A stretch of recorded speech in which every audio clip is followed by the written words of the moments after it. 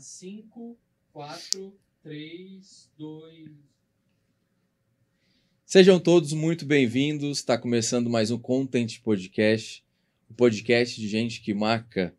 Eu sou Pedro Mendonça, seu host. Mas antes, se inscreve no canal, dá o like, ativa a notificação para você não perder nada. Nosso convidado hoje é mais que especial. Ele é Marcelo Aydu, fundador do Instituto ADOS. Marcelo, seja muito bem-vindo. Legal, Pedro. Vamos lá, vamos bater papo. Obrigado pelo convite. Para mim é um prazer ter você aqui com a gente. Marcelo, antes da gente falar, né, e entrar especificamente na pauta do ADOS, eu queria falar um pouquinho da sua trajetória, como que, né, enfim, você dá um resumo da sua trajetória profissional. Bom, vamos lá. Eu tenho 45 anos. Uhum. Eu tinha um sonho de trabalhar em metalúrgica, Sim. muito por influência do meu pai, do meu avô, que a vida toda trabalharam em montadoras.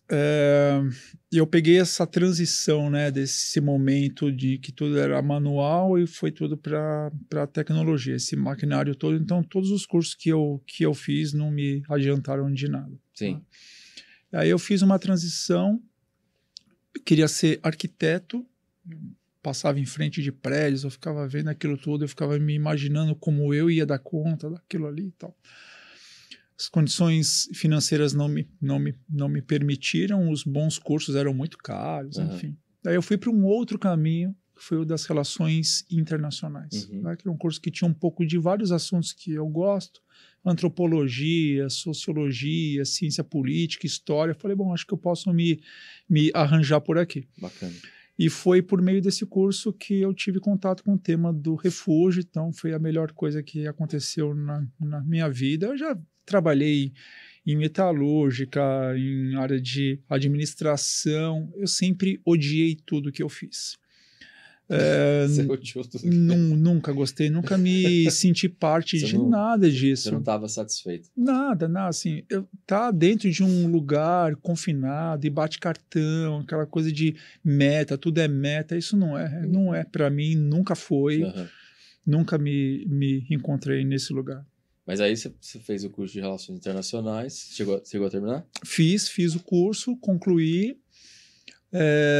Trabalhei em 2 empresas, tinha que pagar as contas. Sim. Mas nunca me identifiquei. Depois eu fiz um mestrado em Ciências Sociais, certo. Um doutorado em Saúde Coletiva, sempre pesquisando a temática das migrações, e aí eu me enveredei para academia, Sim. fui dar aula. Né? Sim. Acho que era o último lugar que eu me imaginava. Eu sempre fui muito tímido. Dar aula era algo inimaginável. E como que você foi parar dando aula? Necessidade. Então, assim, eu passei uma época da minha vida de muita dificuldade, eu já tinha uma filha pequena, enfim. Sim. E pintou uma oportunidade para dar aula de sociologia numa escola pública perto de casa. Aí eu fui. Eu falei, cara, que lugar fantástico, assim. Eu falei assim, eu não quero mais sair disso daqui. Né? E aí eu comecei a dar aula e dei aula por 8 anos em escolas públicas, fui dar aula na Fundação Casa, que é a antiga FEBEM. Sim. Foi uma experiência incrível por 2 anos. Dei aula para EJA, né, que são adultos já. Eu dei aula para senhores de 80 anos. Foi uma experiência incrível. Bacana. E ultimamente eu dei aula em 3 escolas particulares, aí outras coisas, fui dar aula de empreendedorismo social e migrações internacionais. Então hoje eu transito um pouco além do ADOS, dou aula em algumas escolas, fui convidado recentemente para dar aula num curso de pós-graduação da PUC de Minas Gerais que fala sobre migração e saúde. Certo. Então eu tenho um módulo lá que eu assumi. Certo. Aí, então, você, né, fez o curso de Relações Internacionais, foi dar aula, passou a se identificar, né, com essa questão do social, especificamente, né, dos refugiados. E aí, da onde que surgiu o ADOS? Né? Você já... Ali você se identificou com a causa e teve uma ideia, vamos montar um instituto. Como que nasceu o ADOS? O pessoal que está assistindo, o que é o ADOS? Como que é o trabalho que vocês fazem? Legal. Bom, eu tenho um histórico de imigração na minha família. Aham. Meu avô, pai do meu pai, veio fugido da extinta Iugoslávia para o Brasil, a parte que hoje é a Sérvia, Uhum. no final dos anos 40, final da Segunda Guerra. Sim. Veio fugindo num porão de navio. Uhum. Então chegou no Brasil sozinho, sem falar o nosso idioma, sem conhecer ninguém. Uhum. Então eu cresci ouvindo meu pai contando histórias sobre o meu avô, que se foi muito cedo. Não tive o prazer de conhecê-lo pessoalmente. Então aquilo sempre ficou muito marcado na minha cabeça.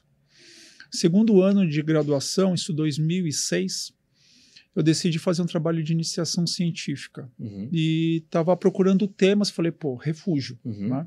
Mas na época o tema do refúgio no Brasil era insignificante, assim, pouco se falava disso, a quantidade de pessoas em condição de refúgio no Brasil era ridiculamente pequena. A gente está falando de menos de 3 mil pessoas no Brasil todo. Né? Eu acho que até o seu trabalho de pesquisa foi muito difícil na época, né? Porque você não tinha a tecnologia que tem hoje. Nada. E assim, as referências que nós tínhamos dentro do Brasil eram pouquíssimas. Uhum. Pouquíssimas. Sim. Era basicamente da área do direito. Uhum. Era basicamente isso. Então eu escolhi, por conta dessa trajetória, pesquisar sobre refúgio. Uhum. E aí, nesse processo, eu tive contato com 15 pessoas de países como Angola, Congo, Camarões, Costa do Marfim e Colômbia. Uhum. E aí eu os entrevistei, né? Eu queria entender um pouquinho do processo de integração local dessas pessoas aqui na cidade de São Paulo. Uhum. E me envolvi completamente. Né? Então eu falei, poxa, o que eu posso fazer em troca pelo apoio desse pessoal que está falando um pouco sobre as suas vidas sem nem me conhecer. Uhum. Né? Ali você se identificou e queria ajudar aquelas pessoas. Eu me senti na obrigação de retribuir. Uhum. Né? Então eu entrei em contato com essas 15 pessoas e falei, gente, se vocês precisarem de mim para alguma coisa, dinheiro eu não tenho, mas eu posso colocar, sei lá, vocês em contato com um amigo, se precisar de uma vaga de trabalho, eu falo com alguns amigos, dou uma força, se precisar de uma pessoa para fazer uma tradução, sei lá, numa consulta médica, me chamem. Uhum. Tá? E assim, só abrindo parênteses, como que você achou essas pessoas? Porque a gente está falando de outro mundo. Num albergue. Então, desde muito tempo já tem um albergue aqui no centro de São Paulo que é uma referência chamado Casa do Migrante. Uhum. Tá? Então, eles todos estavam ali dentro. Não, tá? beleza. São espaços que acolhem refugiados provisoriamente. Eles ficam lá 6 meses, 8 meses, a depender do albergue. Beleza. E aí me ligava. Ó, Marcelo, minha carteira de trabalho saiu, estou precisando de uma vaga. Tá bom, me passa os seus dados. Você estava dando aula e ajudando e começou a ajudar eles. Isso. Isso foi no meu segundo ano de graduação. Não, eu não dava aula ainda. Ah, você não estava dando aula? Não. Nessa época eu estava sem emprego. Tá? Certo. Eu passei o meu processo de graduação basicamente todo desempregado. Tá? Eu fui dar aula depois quando eu estava no primeiro ano de mestrado. Certo. Tá? Isso em 2009 já. Então eu saía para buscar trabalho para mim e saía com os meus e com os currículos deles. E aí eu ia batendo na porta de uma empresa a outra e tudo mais. Então, o meu e de alguns amigos. Tá? E uma coisa interessante começou a rolar, que não aparecia nada para mim, mas para eles sim.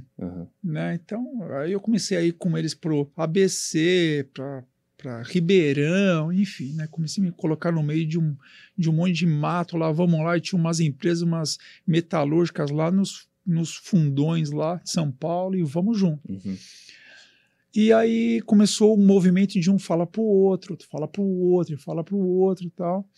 Você começou a virar uma referência. E aí, como tinha só 2 ONGs em São Paulo toda, a Caritas e esse albergue, eu passei a ser uma referência para esse grupinho de 15 pessoas. Sim. E um fala para para outro, e aí de repente meu telefone começou o pessoal me chamar, e quando era fim de semana me ligavam a cobrar, eu sabia que era um imigrante. Uhum. Marcelo, estou precisando de uma força para ir a uma agência bancária porque não querem abrir minha conta. A desinformação sobre o tema do refúgio naquela época era algo gritante, assim, gritante.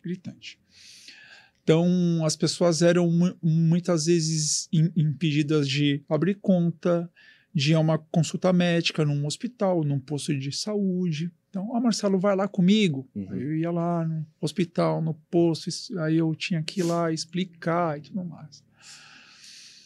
E aí isso foi de meados de 2006 até meados de 2009. Né? Foram esses 3 anos e aí, gente, aí eu comecei a pôr um pouco o pé no freio, porque eu não estava mais dando conta nem da minha própria vida. Eu falei, gente, porque eu não você conseguindo. praticamente passou a cuidar dessas pessoas, né? E aí uma vez uma empresa entrou em contato comigo, falou, poxa, eu tenho aqui 15 vagas num hotel.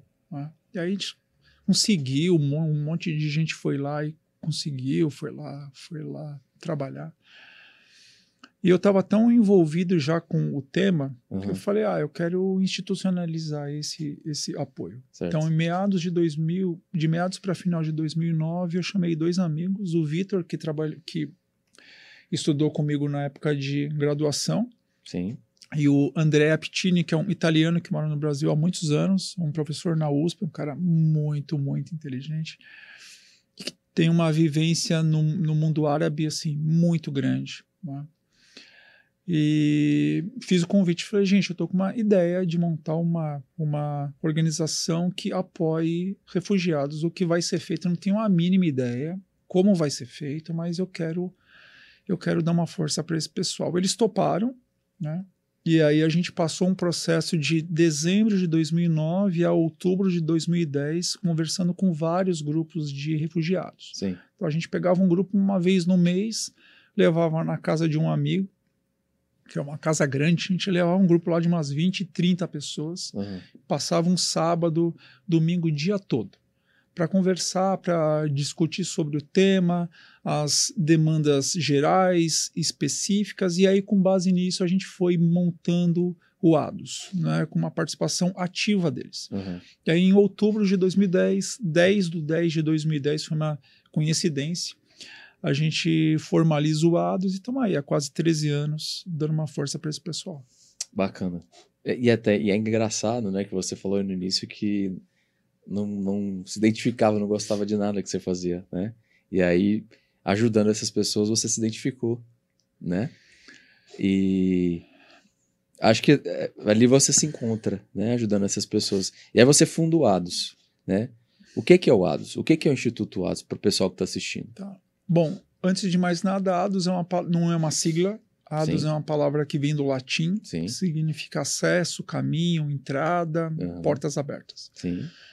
A gente atua no processo de integração local, certo, de refugiados, solicitantes de refúgio e outros imigrantes em situação de deslocamento forçado, com foco em capacitação e geração de renda. Então, a gente trabalha com 3 programas. O primeiro deles é o de acolhimento e proteção, que a gente cuida de toda a parte de documentação deles, que eles têm acesso, têm direito aqui, como o RNM, carteira de trabalho, CPF. Então, nós não lidamos com pessoas indocumentadas. Certo. Tá?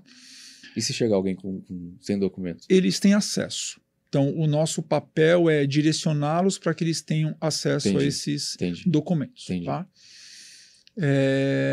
O segundo programa é o de ensino de português. Então, nós ministramos aulas de português de maneira online e presencial para pessoas de São Paulo e do Brasil todo. Inclusive, a gente já vem dando aula para pessoas que estão no seu país de origem ainda. Então, a gente já deu aula para alunos que estão no Marrocos, na Síria, na Venezuela. Então, gente que já está se preparando para vir para cá e que tem aula de português online lá com a gente. Tá? E abrindo parênteses, como que essas pessoas já conheceram vocês? Começou um movimento... O Brasil nunca foi um país muito atrativo para a vinda de refugiados. Eu acho que a né? gente vai chegar Vamos nesse chegar. ponto ainda.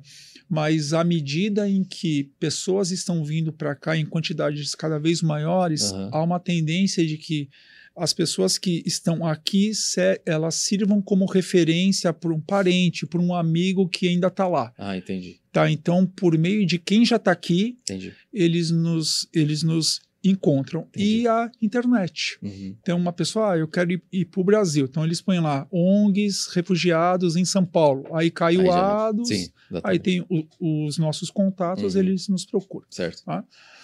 Então, tem essa questão das aulas de português e, por fim, o programa de geração de renda, Uhum. que a gente faz o meio de campo entre eles e as empresas, sensibilizando gestores de RH e empresários para que essas pessoas tenham a oportunidade de serem ouvidas e participar de processos seletivos. Então, a gente cuida para que eles consigam se inserir no mercado de trabalho. É isso que o ADOS faz Certo. no seu dia a dia. Uhum. Nós já atendemos cerca de 15.500 pessoas de 65 nacionalidades, principalmente da Venezuela, da Síria, do Congo, de Angola e do Afeganistão. Certo. Hoje no Brasil tem... Hoje, Você tem ideia de quantos refugiados? Porque a gente tem um problema grande, né, na fronteira com a Venezuela, ali Uhum. em Roraima, e também a gente tem um problema no sul do Brasil com a Argentina agora, né? A inflação Uhum. muito alta, então você tem muita gente saindo da Argentina vindo para o sul do Brasil. Uhum. Você tem noção de quantos refugiados hoje tem o Brasil Tá. comporta? Dados oficiais dão conta de que a gente tem cerca de 65 mil refugiados 65 mil. no Brasil, com o status já reconhecido, Uhum. além de cerca de 140 mil solicitantes de refúgio. Certo. Pessoas que já estão no Brasil, Aham. solicitaram refúgio, mas o processo está em tramitação ainda. Uhum. Eles não sabem se serão ou não reconhecidos como refugiados. Certo. Tá. E tem gente também vindo da guerra da Ucrânia ou não? Porque com a guerra da Ucrânia você tem mais de 7, 8 milhões de pessoas que saíram da Ucrânia para outros Sim. países. Tem tem ucranianos no Brasil ou não? Tem poucos, não chega a 1.000 pessoas. Aham. Tá? A lógica da migração é as pessoas irem para os países mais próximos aos seus. Tá? Então, Entendi. Legal. não à toa tantos ucranianos na Polônia, Uhum. na Romênia, na própria Rússia. Uhum. Tá? A maioria dos sírios, por exemplo, estão na Turquia. Certo. Então, eu vou para o país Mais próximo. para os países mais próximos. Uhum. Né? Por uma questão de praticidade, Sim. de economia, de Uhum. estar ainda próximo do país de origem, de uma proximidade cultural, linguística e por aí vai. Uhum. Tá? Muito por conta disso, o Brasil nunca foi visto como um país muito atrativo para o refúgio. Uhum. O Brasil sempre esteve muito distante dos principais focos de conflito Sim. nessa nossa história mais recente, Sim, né, que a gente está falando aí basicamente de África e de Oriente Médio. exato. Isso cresce no Brasil por 2 movimentos, Uhum. basicamente. Primeiro, a vinda dos haitianos, né? O país está aqui mais próximo. Hoje a gente tem cerca de 100 mil pessoas só do Haiti no Brasil, que não são refugiados. Tá? Eles têm um visto humanitário. Uhum. É algo que a gente pode Tá. esmiuçar com um pouco mais de calma. E a questão dos venezuelanos. Tá? Aí sim, a gente tem hoje no Brasil, como eu falei, 65 mil refugiados, quase 85% deles são venezuelanos. Então, um grosso é de um único país. Certo.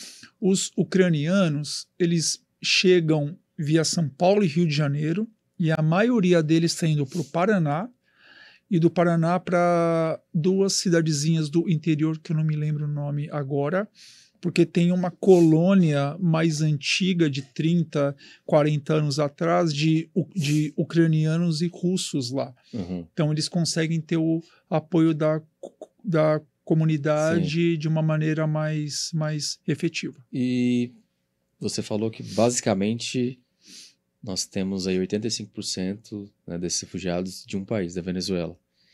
E agora nós temos poucos, mas temos ucranianos. Existe diferença na receptividade, por exemplo, de um venezuelano e de um ucraniano por ser europeu?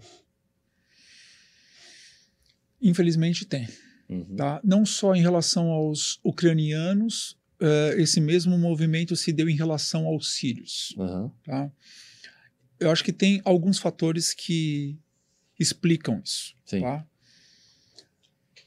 Primeiro, a comunidade local.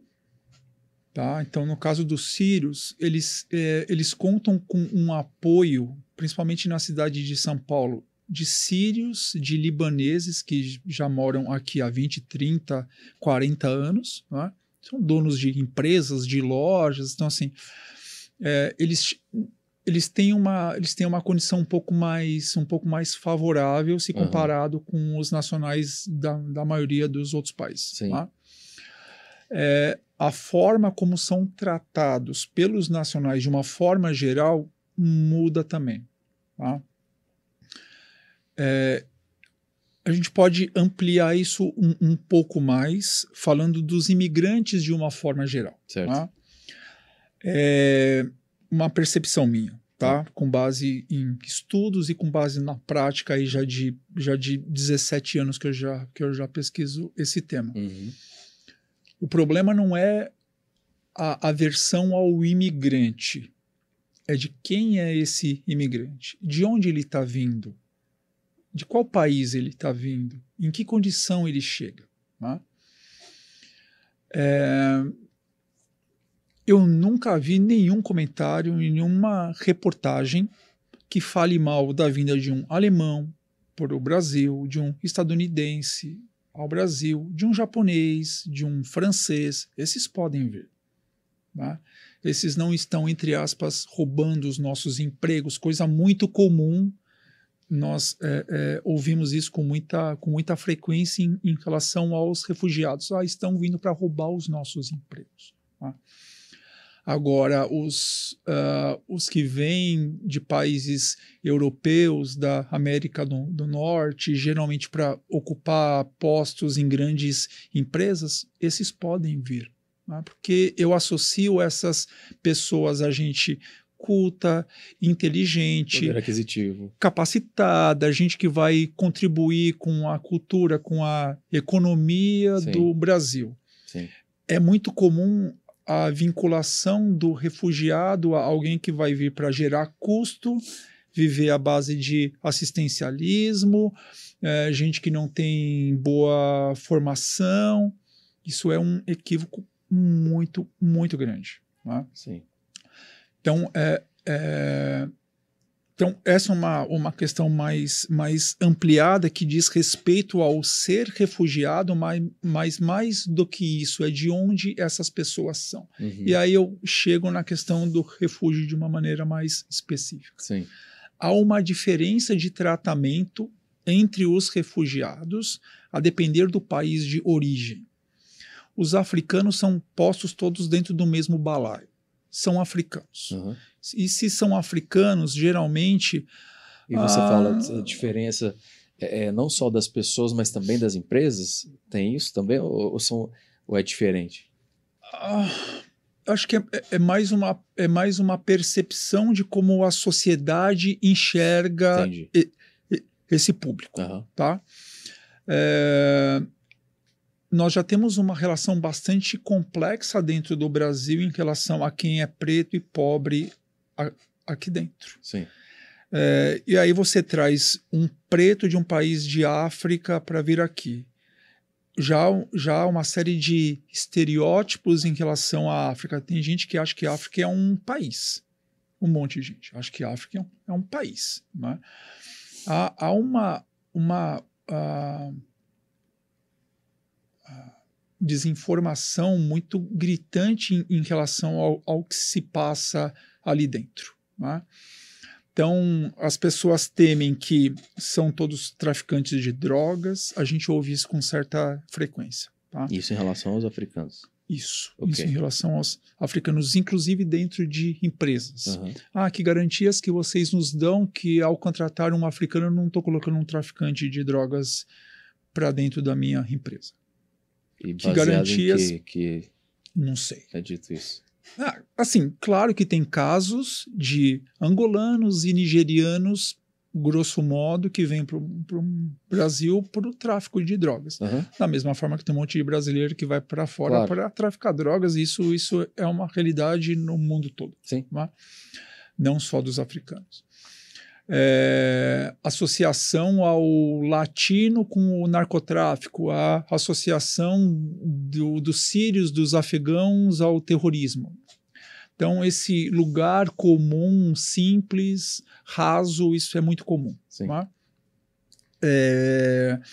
Então, quando você fala, mesmo entre os refugiados, tem uma questão de diferenciação a depender de outros, de nacionais dos mesmos países que já estão no Brasil há mais tempo, que tem uma coletividade mais forte Sim. e que já consegue prestar apoio, mas também tem uma questão que, em relação aos ucranianos, eu vou pegar dois exemplos. Certo.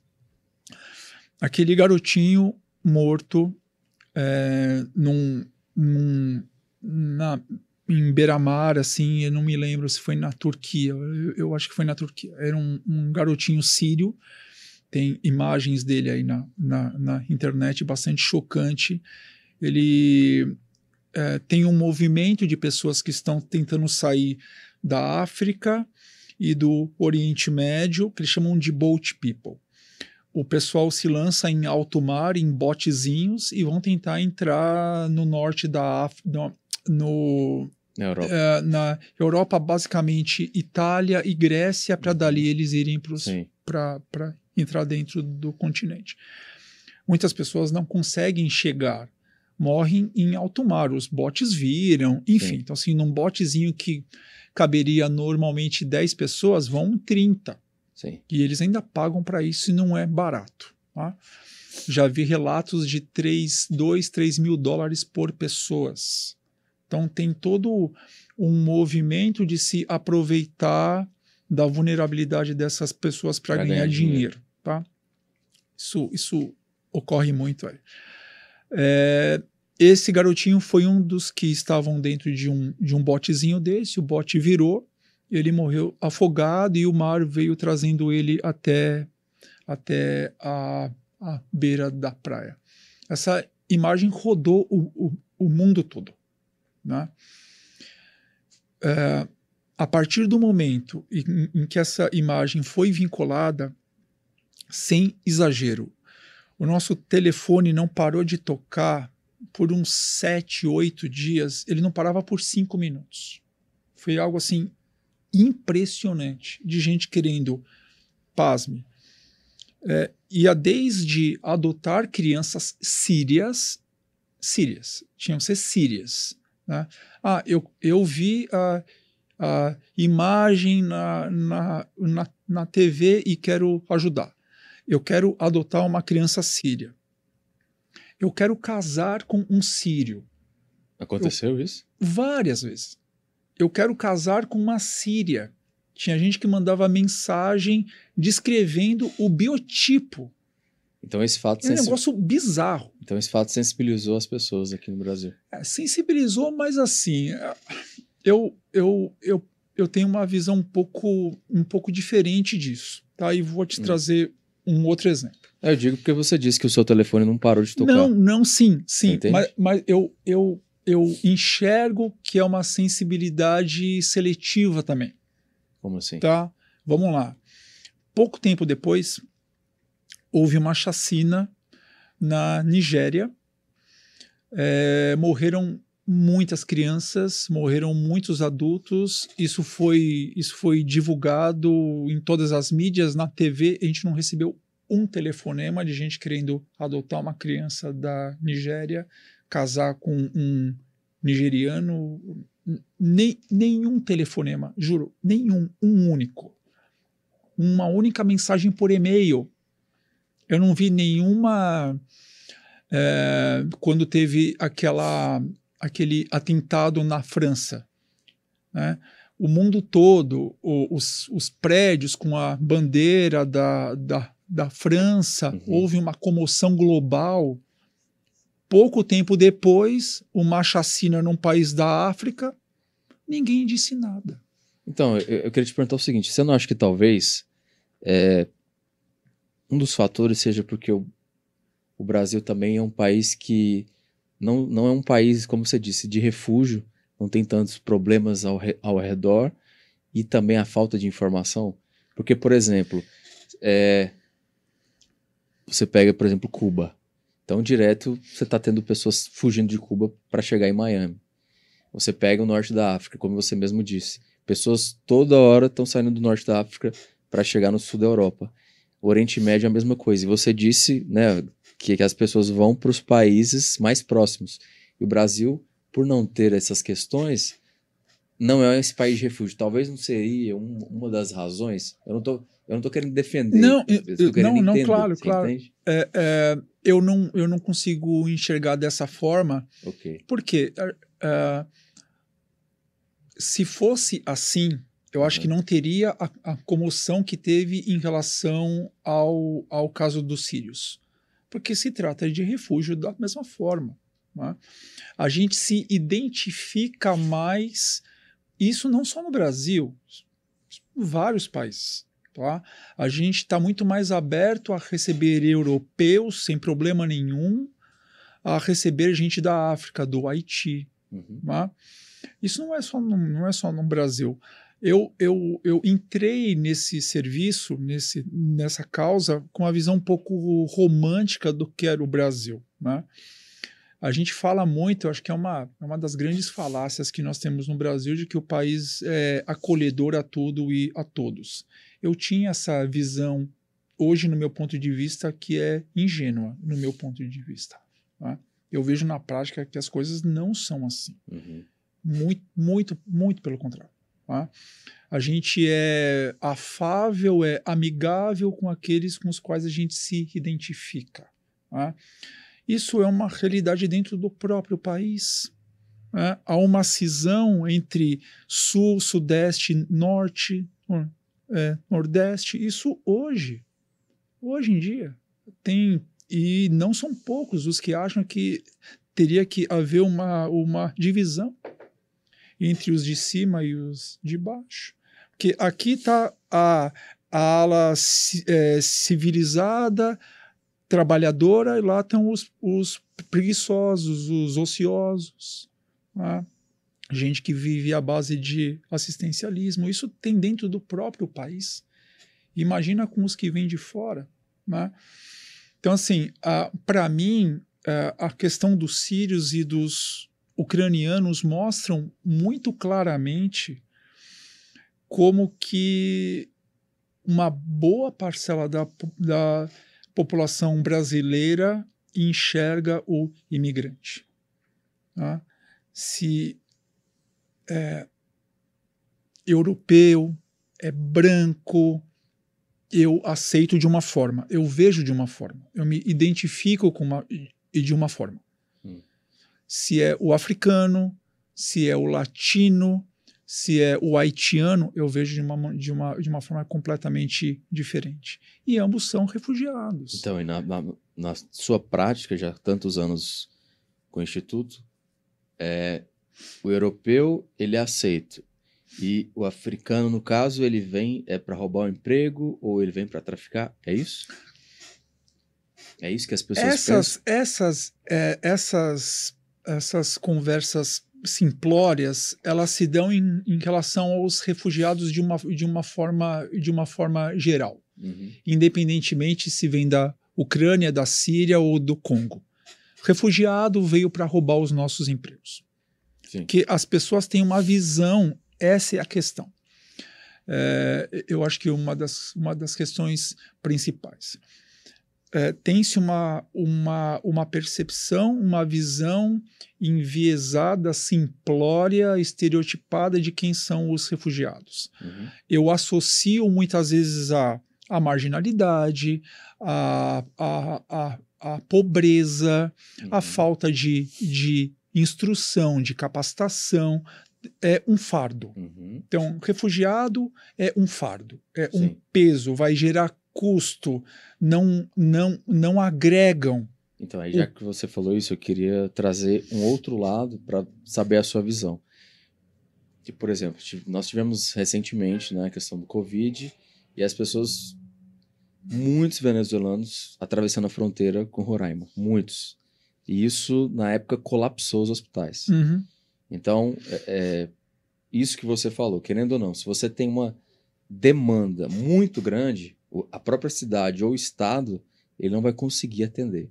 Uhum. O que seria, na sua visão, eu não vou dizer um número, ou o que seria a forma ideal de uma cidade, um estado, ou até um país como o Brasil, receber os refugiados? Porque também, se vem como veio na Venezuela, você vai colapsar Uhum. aquela cidade ou aquele estado de qualquer maneira, até porque Uhum. a cidade não está conseguindo atender a própria cidade. Sim. O que seria esse limiar? Vamos lá. A questão das migrações ela é muito complexa. Sim, muito, Tá? muito. Muito complexa. Eu acho que aqui é importante dizer alguns pontos. Sim. Primeiro, a gente não pode lidar Uhum. como se fosse a mesma coisa a migração econômica e o refúgio. São Sim. coisas distintas. Ok. Ok? Criou-se uma convenção pós-Segunda Guerra, que é a Convenção de 1951, pela ONU, na qual os países, hoje grande parte dos países do mundo são signatários dessa convenção e se comprometem a receber em seus países pessoas que estejam em busca de refúgio, ou seja, em busca de proteção. São pessoas que estão migrando fruto de perseguição, violação de direitos humanos ou conflitos armados. Tá? Eu te pergunto,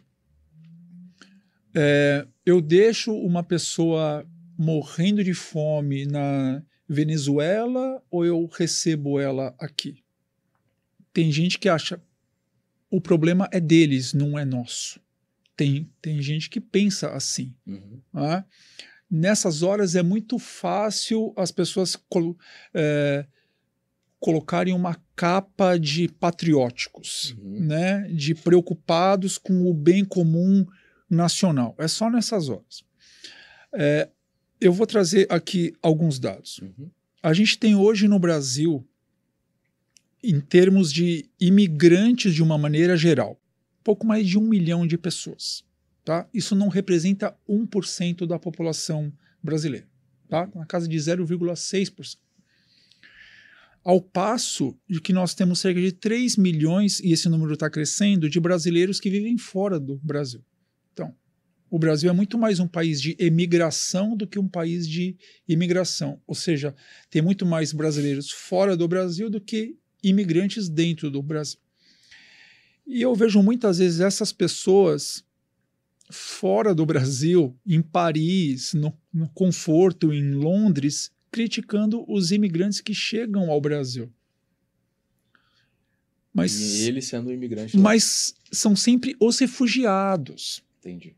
Não são os canadenses que estão vindo para cá, os alemães. Esses podem vir sempre, independentemente. Podem vir. Tá?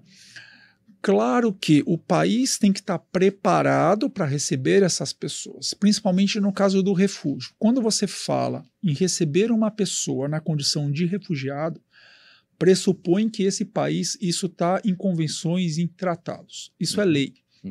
O país tem que ter políticas para integrar essa pessoa de maneira efetiva na comunidade local. Isso passa por moradia provisória, documentação, possibilidade dele ter emprego, Sim. saúde pública, educação pública. Isso tem que ter. Sim. Tá? E como você tocou nesse assunto, o Brasil, ele está preparado para isso?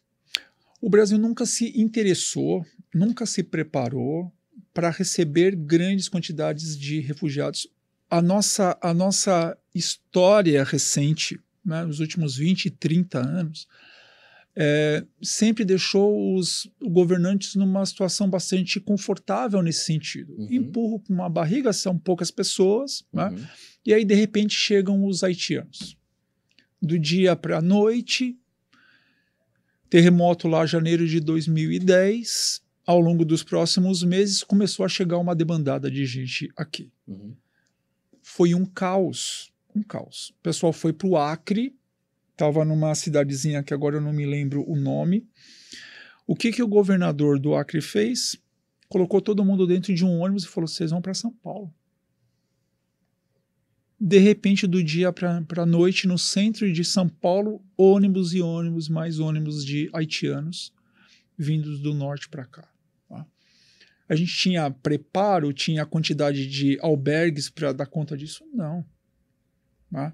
Foi a partir desse movimento da vinda dos haitianos que começou a haver uma pressão maior da sociedade civil em relação aos governantes para que algumas iniciativas pudessem ser realizadas. E aí começou a se criar alguns albergues, enfim, mas ainda algo insuficiente.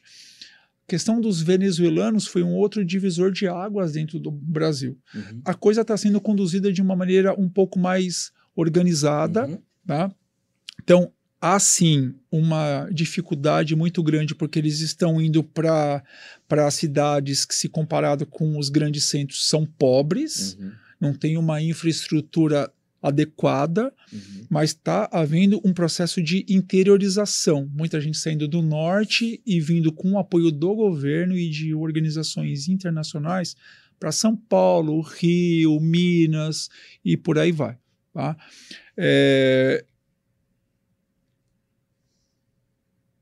A questão do refúgio é uma questão humanitária. Sim. Tá? E que, na teoria, na prática, na verdade, deveria ser compartilhada entre todos os países. Tá? A gente está falando hoje de cerca de 32 milhões de refugiados no mundo. É muita gente.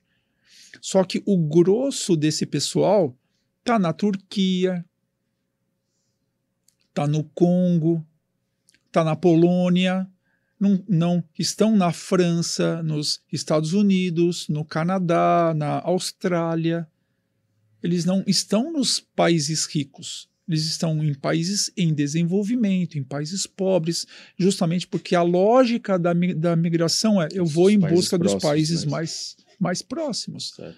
A gente falar hoje em 65 mil refugiados no Brasil, como sendo pequeno, como né? sendo um problema, olha, eu acho o fim da picada, porque assim, é muito pouca gente para um país do tamanho desse daqui, com 220 milhões de habitantes, você falar em 65 mil pessoas como sendo um problema. Como que funciona, então? Teve um problema da Venezuela. Aí o venezuelano sai da Venezuela, atravessa Roraima, e aí? Como que funciona esse processo na prática para ele morar no Brasil sendo um refugiado? Como que é isso? Qualquer pessoa que queira, isso não só para eles, isso para nacionais de qualquer país. As pessoas entram no país, independentemente se tem documentação ou não. Isso é importante que seja dito. Tá? O refugiado ele é tratado de maneira diferenciada dos outros perfis de imigrantes. Uhum. Muitas vezes, você está num país que está passando por um conflito armado. Uhum. Ou você é um perseguido político no seu país. Muitas vezes você não tem condições de ir para sua casa, se organizar, monta sua malinha, sua nécessaire, se prepara e migra. Muitas vezes você vai para o país que te aceita, não para o país que você quer ir. Eu conheço muita gente que, antes de vir para o Brasil, sírios, foram no consulado da França, dos Estados Unidos, da Bélgica, da Inglaterra, do Canadá. Não e não. O Brasil está nos aceitando. Então vamos para o Brasil. Eu queria vir para o Brasil? Não. Foi a única alternativa. Antes estar no Brasil, um país que eu não conheço, que a cultura é completamente distinta, um país cristão, eu sou muçulmano. Então, mas isso não seria muito pouco? Porque a cultura do refugiado não é ir para o país mais próximo? Então, mas muitas vezes, mesmo nesses países, eles não são bem aceitos. Ah, tá. Entendi. Tá? Tem casos, por exemplo, na Jordânia, no Líbano, sírios são tão numerosos lá que isso começa a criar atrito entre eles. Tá? Teve uma época agora, recentemente, que 1/4 da população libanesa era formada por sírios refugiados. É muita coisa. 1/4. É muita coisa. Sim, é muita gente. E aí a gente pode dizer que isso é um problema. Isso é um problema. Na Turquia, são quase 5 milhões de sírios. Só na Turquia. Muita coisa. É muita gente. É muita gente. E aí a gente fala de 65 mil no Totalmente Brasil. desproporcional, né? Não faz nenhum sentido não tem isso. sentido. Tá? Só que há uma comparação em relação à própria realidade histórica brasileira, que sempre foi de receber poucas pessoas. Uhum. Tá? Até porque talvez não tivesse muitos problemas ao redor do Brasil. É isso. Né? É isso. Então começou a pipocar algumas questões, Uhum. as pessoas vêm para o Brasil. Você falou da questão dos argentinos. Sim. Tem gente vindo para cá. Eles não são refugiados, Uhum. são imigrantes econômicos. Sim. É uma outra questão, mas eles estão vindo aqui. E virão para cá, é inevitável isso. Não adianta criar muros e mais muros. E aí, As pessoas E migram. aí, nesse caso, qual que seria a diferença desse refugiado venezuelano para esse imigrante argentino, no caso? Então, Porque às vezes ele quer sair da Argentina e quer, eu não aguento mais morar aqui, eu quero morar no Brasil. Porque lá está tendo um problema econômico gigantesco. Tá. Tem nuances bastante específicas nesse processo, né? Então, como eu falei, refúgio são pessoas que migraram por questão de perseguição, Uhum. tá? Ou por um fundado temor de perseguição, Uhum. por conflitos armados e por violação de direitos humanos. Esse ponto da violação de direitos humanos dá muito pano para manga, porque ele abre um campo de subjetividade para os países. Sim. Tá? Eu posso julgar que uma pessoa que veio da Venezuela, por conta do caos social e econômico, eles estão tendo seus direitos violados. Uhum. E posso reconhecê-los como refugiados. Sim. Um outro país pode olhar para o mesmo cenário e dizer que estão migrando por uma questão econômica. São imigrantes econômicos, não são refugiados. Uhum. Tá? A gente teve épocas no Brasil em que os cubanos não eram reconhecidos como refugiados. Hoje são. Alguns são. E você não acha que talvez vai chegar um momento que esse imigrante argentino vai ser reconhecido também? Porque lá tá um caos. Tem uma questão aí que é, se você reconhece um argentino como refugiado, você pode abrir um precedente e aqui não há nenhum juízo de valor, Sim. tá? Tentando pensar com uma cabeça de quem está lá no poder. Sim.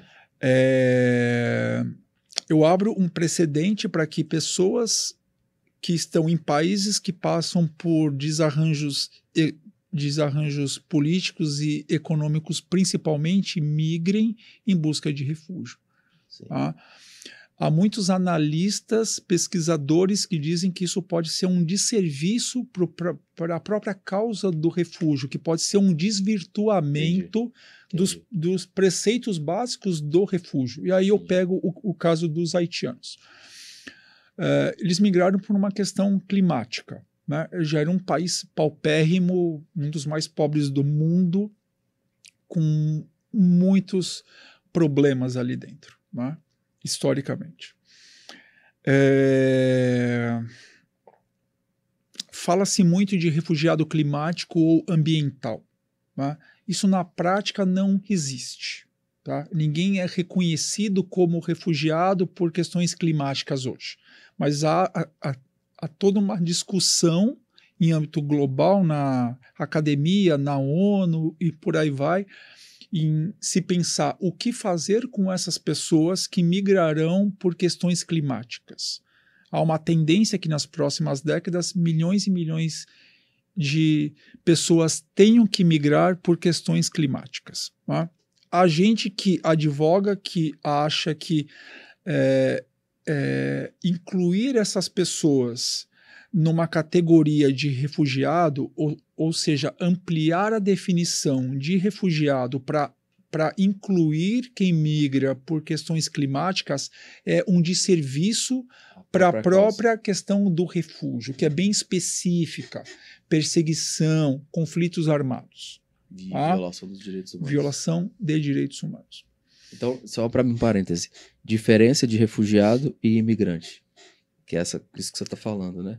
Violação dos direitos humanos, perseguição e... conflitos armados. Versus imigrante. O imigrante, ele migra porque ele quer, é isso? Por questões econômicas, principalmente por questões econômicas, é isso? Então, as coisas não são tão simples assim. Então, a assim, gente poderia, a gente poderia, grosso modo, colocá-los em dois blocos, em duas caixas.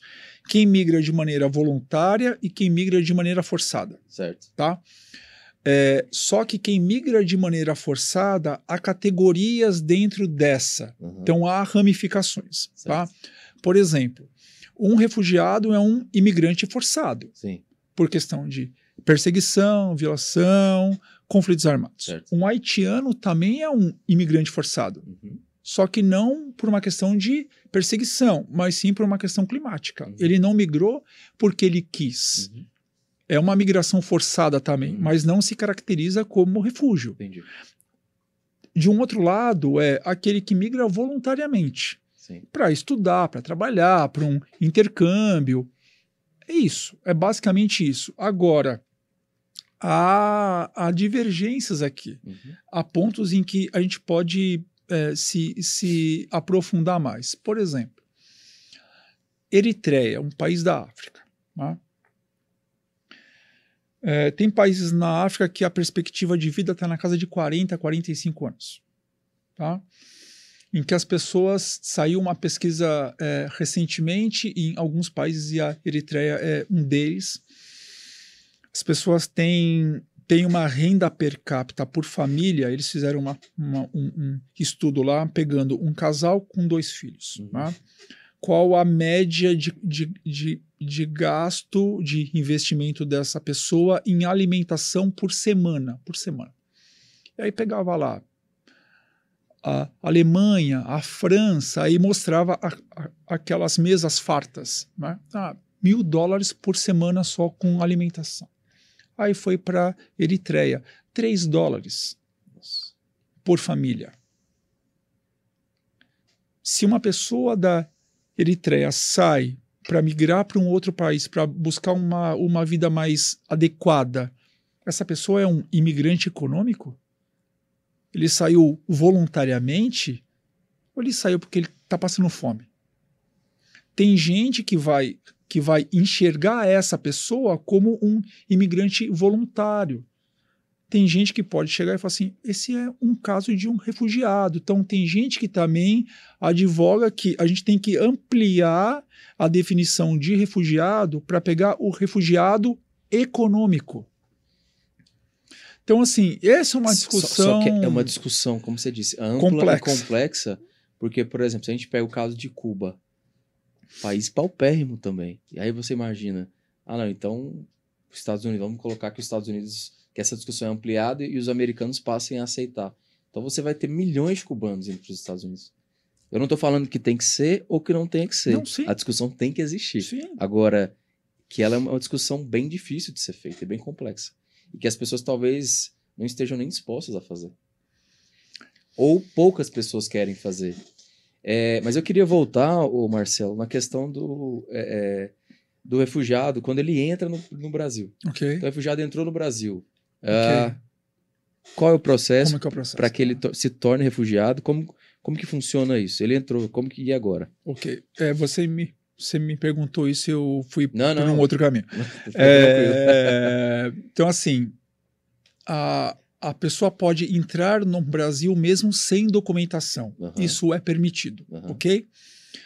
Via de regra, isso também é uma regra, é uma lei. Isso está na lei brasileira para o refúgio. O Brasil tem uma lei específica, que é a Lei 9474, de 1997. O Brasil é signatário também da Convenção de 1951. Em hipótese alguma, eu devolvo um solicitante de refúgio para o seu país de origem. Essa pessoa, em hipótese alguma, pode ser extraditada para o seu país de origem. Okay? Isso talvez seja o ponto da lei mais importante em termos de proteção, que eles chamam de non-refoulement. Não devolvo, de jeito nenhum. Tá? Eu não posso devolver uma pessoa para um país em que ela alega estar sendo perseguida, que tem a sua vida posta em risco. Sim. Okay? Entrou no Brasil, vai num posto da Polícia Federal, qualquer um deles, tá? Lá ele formaliza o pedido de refúgio. Hoje isso tudo é feito de maneira online. Então ele entra no site, agenda uma entrevista lá. Ele formaliza o pedido de refúgio, ele vai passar por um questionáriozinho básico. Então ele sai de lá com o protocolo de refúgio. Tá? Que é como se fosse o RG deles aqui em caráter provisório. E já sai na hora. A tendência é que sim, tá? Via de regra sim. Com esse protocolo em mãos, eles têm acesso a tirar CPF e carteira de trabalho. Então, já na condição de solicitantes de refúgio, já estarão aqui documentados. Esse é um ponto bacana no caso do Brasil, porque nem todos os países fazem isso, tá? Então, eles podem trabalhar, estudar, transitar dentro do território livremente. Tá? Eles só precisam pedir autorização caso eles queiram sair do país. Tá? Então, feito isso, essa solicitação é encaminhada para um órgão em Brasília chamado CONARE, que é a sigla para Comitê Nacional para Refugiados. Tá alocado dentro do Ministério da Justiça. É um órgão interministerial, fazem parte o Ministério das Relações Exteriores, da Justiça, da Saúde, Educação, a própria Polícia Federal e é representado por duas organizações não governamentais, a Caritas e o IMDH, que fica em Brasília. A Caritas fica em São Paulo. Um membro do CONARE vai chamar essas pessoas individualmente para uma entrevista. Tá? E ali é como se fosse uma sabatina. Sim. Esse tá? processo demora? Ele é mais rápido? O processo todo, né, desde o pedido de solicitação até o julgamento da solicitação, tem levado em média 3 a 4 anos. 3 a 4 anos? É um processo muito moroso no Brasil. Mas muito moroso. Quando o refugiado vai na Polícia Federal e consegue um documento, consegue esse documento, ele consegue já viver no Brasil. Não em condição de refugiado já, mas com esse protocolo ele já consegue viver aqui. Ele vai pegar esse ele pode tirar CPF, como você disse. Pode. Pode trabalhar. Pode. Esses documentos eles têm validade de 12 meses. E aí tem que renovar isso. E aí, enquanto a solicitação deles não é julgada, a cada 12 meses esses docs todos eles são renovados. Tá? Então, eles não correm o risco de ficarem aqui indocumentados. Entendi. Isso é um ponto positivo. Entendi. Só que é um processo muito moroso. Então, as pessoas ficam num limbo, né, sem saber se serão ou não reconhecidos como refugiados por muito tempo. Muito tempo. Recentemente, o governo brasileiro, até para dar uma desafogada nessa fila, fez um processo coletivo, que é algo muito, muito pouco habitual, tá? Em relação aos venezuelanos. Então, eles pegaram as solicitações de refúgio, que era na casa de mais de 100 mil pessoas, e aí eles foram vendo casos similares. E eles julgaram em blocos. Então, eles aceitaram o pedido de mais de 40 mil de uma vez. Tá? Então, eles julgaram coletivamente, mas isso é muito pouco usual. Tá? Porque as problemáticas são individuais. Tá? O Brasil foi por um outro caminho também, recentemente, muito fruto da questão dos haitianos. Tá? E eu já volto aí na sua pergunta, porque tem gancho aí. Um governo brasileiro, lá em 2010, 2011, chefiava uma missão de paz no Haiti, a MINUSTAH. O governo brasileiro não reconhecia e não reconhece os haitianos como refugiados, a grande maioria deles, por conta da migração em relação ao terremoto, mas também não queria reconhecê-los como imigrantes econômicos. Então, eles estavam num limbo jurídico. A partir daí, o governo brasileiro criou um visto humanitário. Então, foi concedido aos haitianos um visto humanitário, tá? Pela primeira vez. Esse visto humanitário, recentemente, ele foi estendido a nacionais de outros países. Afeganistão, Síria, Venezuela. Tá? Então, se um venezuelano chega ao Brasil, ele tem a possibilidade, isso o venezuelano, o sírio e o afegão, eles podem ir por escolha deles, por 2 caminhos: pedir refúgio ou o visto humanitário. Tá? Qual a diferença? Tá. Em termos de documentação, nenhuma. Tá? Uma diferença básica é o visto sai em 1 mês. Até menos, não precisa de entrevista, de nada. Fala assim, eu quero entrar com um pedido de visto humanitário. Em 30 dias está tudo resolvido. O refúgio você tem que passar por entrevista, vai ser julgado e tudo mais. Eles ficam em dúvidas, eu peço refúgio ou eu peço visto? Por que o visto não tem um processo também para saber por que essa pessoa está pedindo visto? Porque eu enxergo não o individual, eu enxergo o contexto do país. Então, se você vem daquele país, você faz jus a ter um visto humanitário porque você migrou por uma questão humanitária. Então, tem um conflito na Síria, tem um conflito no Afeganistão. Já se você mora lá, você é digno de um visto humanitário. Então, no caso, hoje a Ucrânia, está tendo um conflito na Ucrânia, eles podem solicitar um visto humanitário no Brasil? A tendência é que se estenda aos ucranianos também. Como tem vindo pouca gente para cá, eles estão indo mais hoje pelo caminho do refúgio. Mas tem sido uma prática nesses últimos 4, 5 anos no Brasil, de trabalhar com visto humanitário como uma forma de desafogar o processo de pedido de refúgio. Entendi. A lógica é essa. Mas é a diferença dos dois que a gente estava falando. Em termos de documentação, zero. Todos eles vão ter o RNM, CPF, carteira de trabalho. Certo. A diferença é que muitas vezes a pessoa quer entrar com pedido de refúgio porque ela acaba tendo algumas benesses que quem tem o visto humanitário não tem. Por exemplo, não por parte do governo. Tá? Tem universidades, por exemplo, que oferecem bolsas de estudos para refugiados, só para refugiados. Tem universidades que têm vestibulares específicos só para refugiados, não para quem tem visto humanitário. Tem algumas instituições como o Sistema S, então o SENAC, por exemplo, eles fornecem bolsas de estudos só para quem é refugiado. Algumas empresas contratam refugiados, porque tem essa questão do tema que é globalmente aceito, dito, então tem uma questão de uma política de diversidade dentro das empresas. Então, eles pesam tudo isso. Tá? Em termos práticos da relação deles com o governo, não muda absolutamente nada. Muito pelo contrário, o visto é algo muito prático.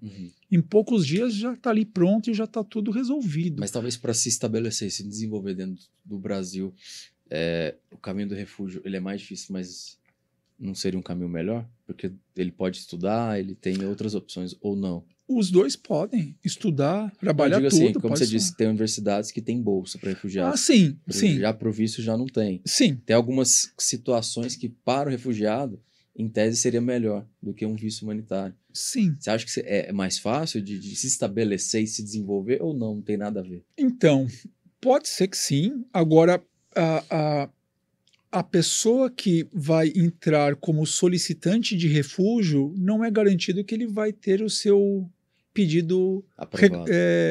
aceito. Entendi. Então tem isso também. E outra, mesmo que você fale assim, poxa, é um sírio, um afegão. É certeza absoluta que afegãos sírios vão ser reconhecidos como Isso, humanitário. como refugiados. É garantido. Uhum. Só que isso leva 2 anos, 3 anos, 4 anos. E aí, você vai ficar esperando esse tempo todo?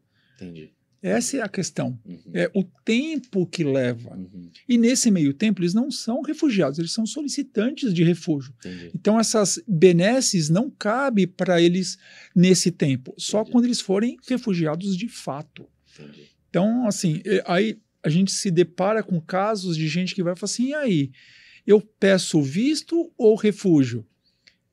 Ó, gente, a gente mostra Os dois caminhos. os 2 caminhos. A escolha é sua, Uhum. né?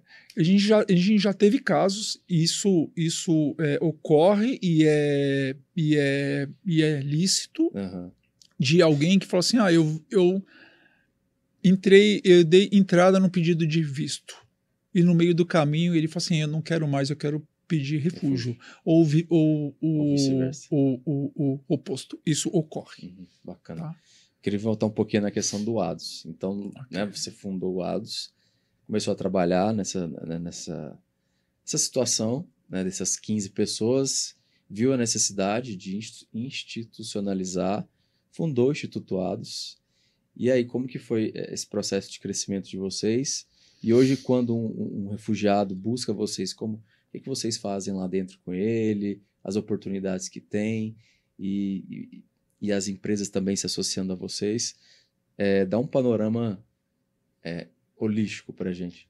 Ok. Como toda organização recém-criada, que não tem apoio, que não tem parceria, foi muito difícil. Uhum. Né? Foi bastante desafiador. De outubro de 2010 a dezembro de 2014, a gente trabalhou sem ao menos ter sede, sem ter um espaço físico de referência. Né? Então, o nosso trabalho era feito todo em campo. Sim. A gente ia nas ruas, ia nas portas dos albergues de outras organizações. Então, a gente contava muito com os próprios imigrantes para que eles fizessem com que o nosso trabalho, com que o nosso nome chegasse em outras pessoas. Uhum. Né? Então, a gente começou a fazer um trabalho de base na comunidade. Nós não tínhamos. Então, a gente ficou quase 5 anos realizando esse trabalho na rua, assim. Eu ia na Praça da Sé com uma prancheta e a gente conversava com o pessoal lá nas portas de albergues e por aí vai, indo nas próprias casas deles, enfim. Nessa época, o ADOS basicamente ajudava as pessoas a conseguir trabalho, que era o que a gente dava conta de casa mesmo, né? Então, bastava ter um aparelho e ligar para as empresas. Então, vocês pegavam a documentação deles, ou até ajudava eles a tirar a documentação? Nessa época, não. Nessa época, a gente basicamente fazia um cadastro deles num Excel, tá? Para pegar nome, e-mail, fone, um pouco da qualificação, cursos. A gente fazia um currículo. Fazia a ponte com as empresas. E fazia a ponte com as empresas. E levava eles uma vez no mês para um parque, para um teatro, para um museu, para eles conhecerem um pouco aqui da cidade. Era basicamente isso. Final de 2013, a gente conseguiu agregar ao nosso trabalho as aulas de português. Tá? Então, a gente conseguiu um espaço de um parceiro, uma universidade, um cursinho, depois uma universidade que cedia salas para a gente poder ministrar essas aulas de português. Aí, a partir de janeiro de 2015, há um divisor de águas dentro do ADOS. A gente consegue um espaço físico que foi cedido pelo governo federal, que é onde a gente tem a nossa sede até hoje, né? Ali na Avenida São João. Em São Paulo. Em São Paulo, aqui no centro de São Paulo. a nossa relação com os imigrantes muda radicalmente. Não precisava mais ir até eles. A gente tinha um espaço de referência onde eles começaram a nos procurar. Tá? Então, a gente passou a fazer o contato com os albergues e falou, olha, hoje o Atos tem uma sede. Então, peça para que eles venham aqui nos procurar. E aí eles se falam. Né? É igual um rastilho de pólvora. Assim. Isso voa rápido. E aí vocês viraram referência também, né? A gente foi virando uma referência. O Atos era mais uma ideia com ações mais pontuais. Né? Ao conseguir esse espaço físico, a gente conseguiu, e não sendo mais dependente de parceiros para espaço físico, porque isso nos limitava muito. Né? A gente tinha 2 turmas de português, a gente passou a ter 15 turmas. E essas aulas eram parceiros mesmos que davam, ou vocês mesmos que davam aula? A gente, voluntários. Tá? O ADOS era só voluntários. A gente chegou a ter um grupo de 350 pessoas. Nossa. O ADOS era uma doideira. Voluntários. Nenhum membro fixo. Ninguém ganhava nada. Voluntários em tudo. Financeiro, para dar aula, para ajudar a coletar as informações, em todas as áreas. A única função que a gente sempre teve um profissional foi a contabilidade. Mas a gente não pagava. Era um amigo nosso que falou, não, deixa que eu faço de graça. Mas ele era voluntário, mas um profissional lá do ramo. Né? Sim. Os professores, tudo voluntário. Tá? Isso muda em 2017. 2017 isso muda, a gente começa a ter alguns parceiros, empresas, doação de pessoa física. Então, mas até lá, em 2015, vocês começam a dar aula de português? Aula de português. E começa a fazer mais alguma coisa dentro da sede? A gente entrou num movimento que foi uma loucura. Assim. A gente saiu do nada para ter uma sede e a gente entrou numa vibe de vamos fazer um monte de coisas. Né? Foi um erro nosso. Então, a gente se tornou uma ONG que a gente chama de ONG guarda-chuva, que é dar conta de tudo tem que estar ali embaixo. A gente criou vários programas. Então, a gente tinha a questão do passeio, as aulas de português e viabilizar vagas de trabalho. De repente, a gente criou um programa de saúde mental, cultura, empreendedorismo. Isso tudo de uma vez? Assim, coisa de meses. Meses. A gente saiu de um grupo de 52 voluntários para 350. Nossa. Tinha um grupo de advocacy, só no grupo de advocacy tinha umas 70 pessoas. O ADOS se tornou um monstro. E quantas pessoas procurando refúgio ou já refugiados ali no ADOS? Então, a gente chegou... 2015 ainda foi um ano bastante tímido nesse sentido, né? Foi aos poucos o pessoal ir nos conhecendo. A partir de 2016, aí a coisa bombou. A gente chegou a formar só em aulas de português 1.000 pessoas em um ano. Nossa. Assim, era um negócio insano. Mas aí vocês estavam fazendo tudo isso aí que você falou, empreendedorismo... Voluntário, todas essas áreas. Tudo ao mesmo tempo, tá? Tinha um outro espaço lá ao lado, no mesmo andar, a gente usava. O ADOS era muito grande, mas era muito bagunçado. Né? É muito difícil você tocar um trabalho dessa envergadura só com voluntários. É muito difícil. E a questão financeira? Vocês tinham doadores? Nada, não tinha nada. Não entrava receita? Nenhuma receita. A gente fazia uns eventos, uns bazares para praticamente pagar o custo do condomínio, né? O aluguel a gente é isento, então tem condomínio, internet, água, luz, energia e tudo mais. Isso tem um custo. Sim. Mas era um custo baixo, né? Porque todo mundo ali, o voluntário, todo mundo. A partir de 2017, que a gente já tinha uma consistência maior nas nossas ações, já tinha dados mais expressivos, a gente conseguiu trazer alguns parceiros. Então, aos poucos, algumas empresas foram confiando mais no nosso trabalho e foram pondo ali algum recurso. E aí, um outro divisor de águas para o ADOS foi que, em 2017, a gente cria a nossa escola de idiomas, como uma prestação de serviços. A gente começou em uma salinha lá dentro do ADOS e rapidamente isso cresceu, foi para 2 salas e foi para espaços de parceiros, e a gente criou um programa de aulas in company. E Escola aí, de idiomas, ensinava ali para os refugiados? Ou não, para... são aulas ministradas pelos refugiados para brasileiros, aulas de Ah, inglês, francês e de Ah, espanhol. bacana. Então era uma maneira dos próprios refugiados trabalharem, ter receita e gerava receita para o ADOS também? A gente racha meio a meio. Ah, bacana. Então tinha aula de Meio a meio. Inglês, francês e de espanhol. inglês, francês e espanhol. E vocês também dando aula de português para os refugiados? Isso, tudo que é feito para os refugiados, custo zero. Uhum, a gente sim. não cobra nada. Sim, bacana. Agora, essas aulas, a gente começou a ter aulas online e lá Uhum. na sede, isso foi crescendo muito rapidamente. De uma turma foi para 5, 10, assim, em um ano a gente estava com quase 20 turmas. E as aulas todas no instituto? Na época, sim. Hoje, nenhuma mais. Porque a gente São todas em parceiros. a gente não tem mais espaço físico. Aí vocês fazem em parceiros. A gente faz em espaços de parceiros e aulas online. O foco hoje são aulas online. Tá? Certo. E aí a gente conseguiu uma parceria com uma empresa que contratou as nossas aulas e contratou assim, vamos começar com 10 turmas. Uhum. Aí, de repente, foi para 20, de repente chegou a ter mais de 100 turmas. Só nessa empresa? Só nessa empresa. Tá?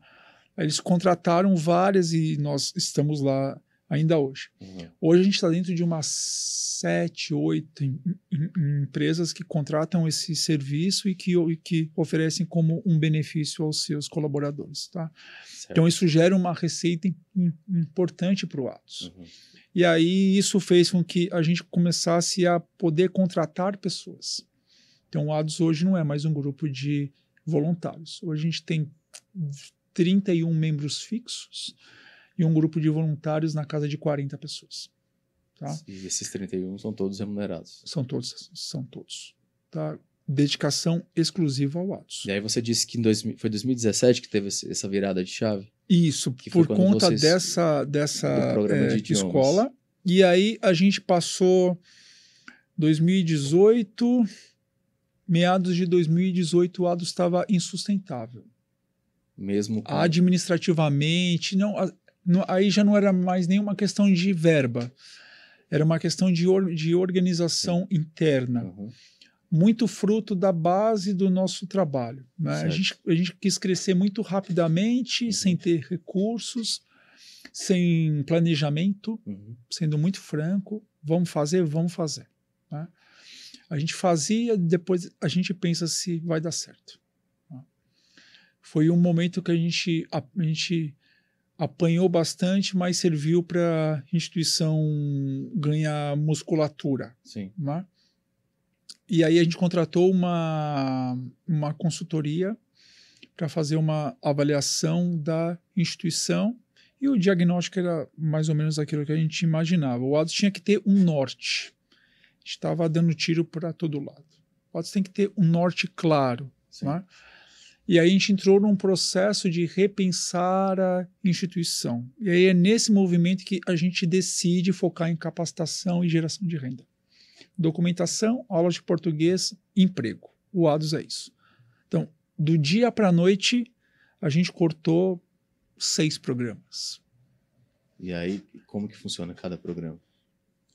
Então, a gente chegou, o programa de cultura não vai mais existir, o de advocacy não vai mais existir, de empreendedorismo, de saúde mental. Então, assim, a gente reduziu em 2 meses um grupo de 350, foi para 60 pessoas.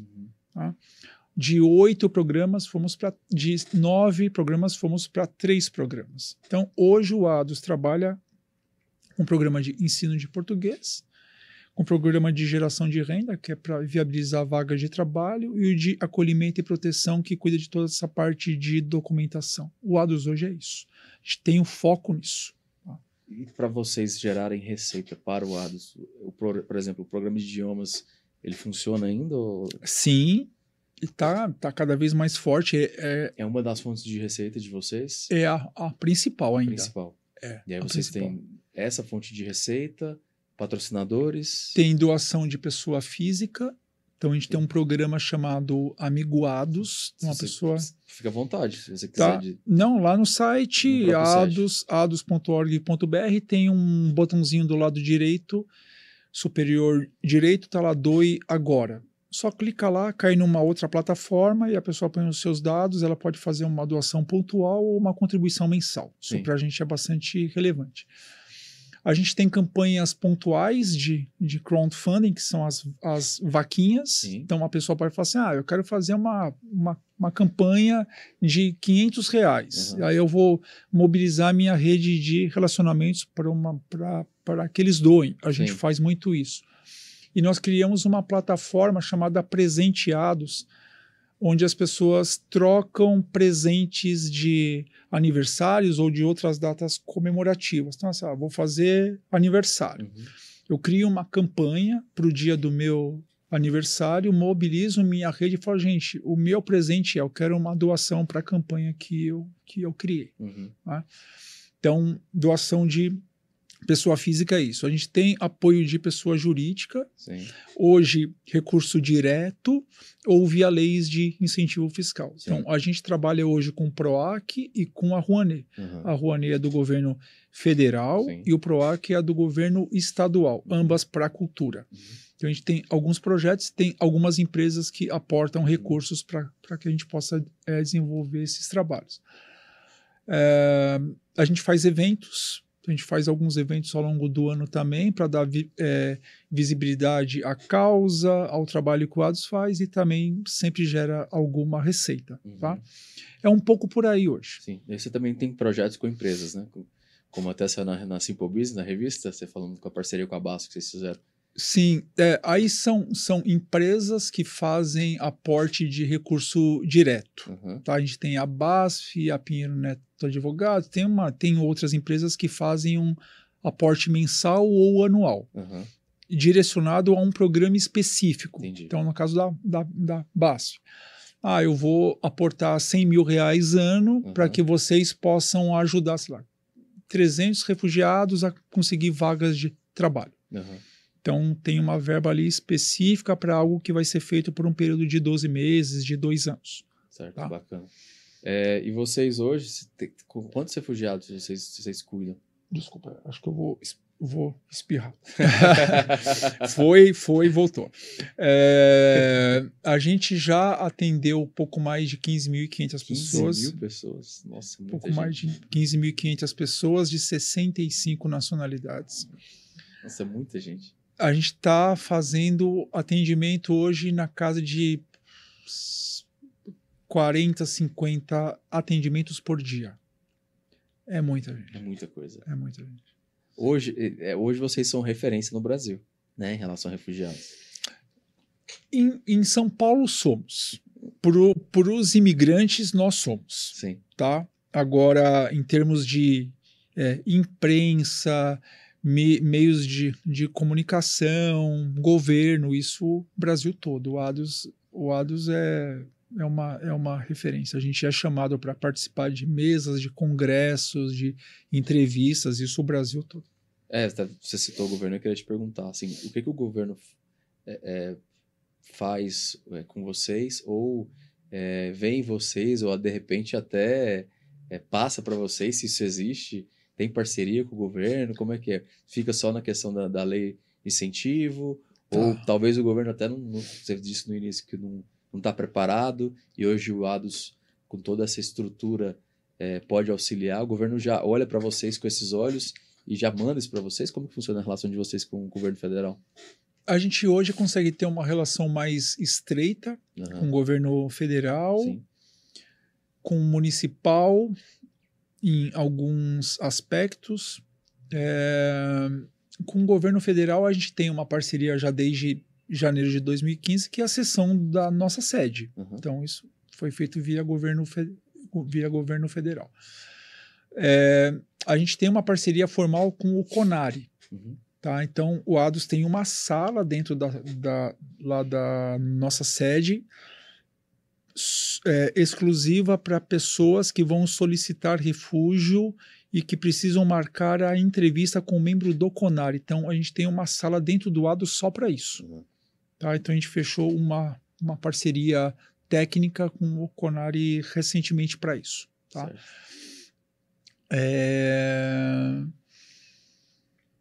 A gente tem uma possibilidade agora de, nos próximos meses, contar com o apoio do governo, inclusive com recursos. A gente vem conversando sobre isso, né?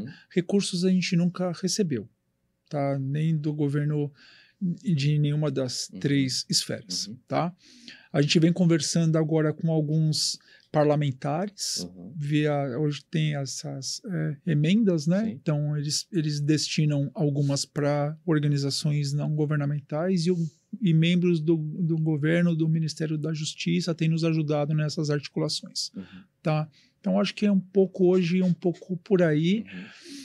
A gente faz muitas incursões com membros do governo para bairros mais afastados aqui de São Paulo, do interior de São Paulo, para o atendimento de imigrantes e para capacitação de membros de órgãos públicos. Então, a gente tem sempre feito isso em parceria com membros do próprio Ministério da Justiça. Legal. E as empresas que, de repente, estão assistindo e querem ajudar o ADOS, eu falo questão de projetos. Vocês hoje são focados na questão do ensino de idiomas? Quais que seriam os projetos que empresas poderiam fazer com o Instituto ADOS? Tem muitas possibilidades. Uma empresa pode contratar as nossas aulas de inglês, de francês, de espanhol. Né? Tem empresas que contratam para os seus colaboradores, mas a gente está indo por um outro movimento, Sim. que é empresas contratarem as nossas aulas de inglês e de espanhol, principalmente, para a comunidade local. Então, eu tenho pegar o caso da BASF. Eles têm uma atuação muito forte no ABC, né, em São Bernardo principalmente. Então, eles têm um trabalho com uma comunidade do entorno à fábrica. Né? Então, a gente está oferecendo aulas de idiomas para empresas que têm esse perfil, que queiram beneficiar os moradores do entorno da fábrica. Então, eu posso pagar uma aula, um curso de idioma para um colaborador da minha empresa, mas posso também pagar para a comunidade do entorno.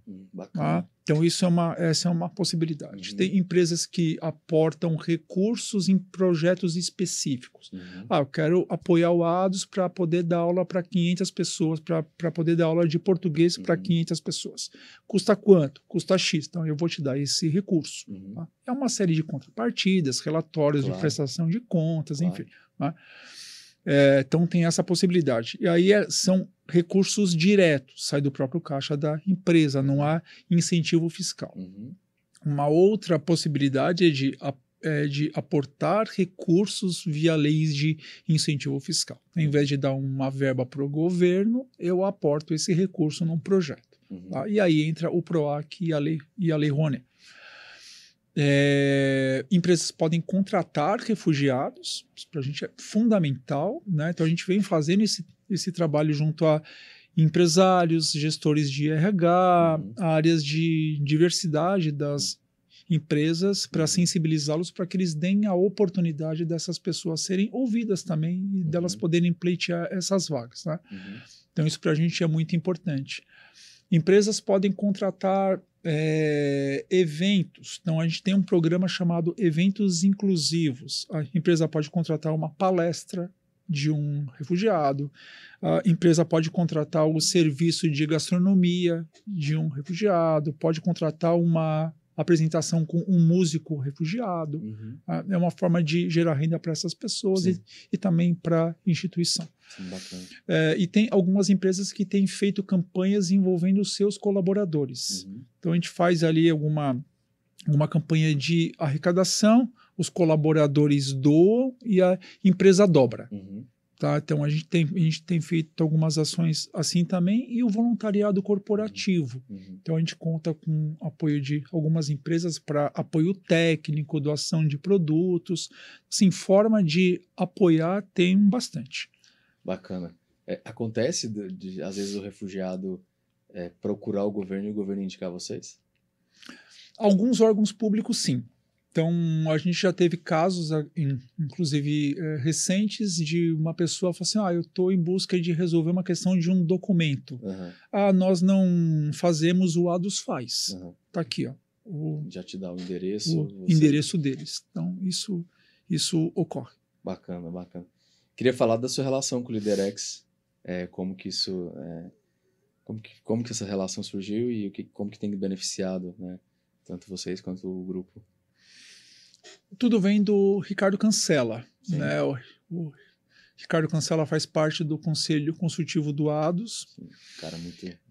o Ricardo tem aberto muitas portas. Né? Inclusive, a relação que nós temos hoje com várias empresas veio dessa relação. Né? Então, o Cancela falou para mim do trabalho que ele vinha fazendo, e aí eu falei, bom, não posso perder essa oportunidade. Claro. Falei, Cancela, você tem que abrir um espaço para que eu nem que eu vá lá, que eu não fale nada, né? Mas que eu possa ir lá e ter o contato desse pessoal, né? Então é um grupo muito seleto de CEOs, uma gente que é graúda dentro das empresas, né? Empresas de médio, grande porte ali, várias empresas. Então, era uma oportunidade única ali para o ADUS. E ele muito generosamente ele abriu esse espaço. Então, todos os eventos que tem online, eu tô lá, eu participo, sempre tenho espaços de fala, falo do ADUS, enfim. E aí, nesse movimento, é que a gente começou a ter algumas empresas ali a nos procurar, a poder estreitar relações. Então, a BASF é um exemplo de uma empresa que vem via Liderex.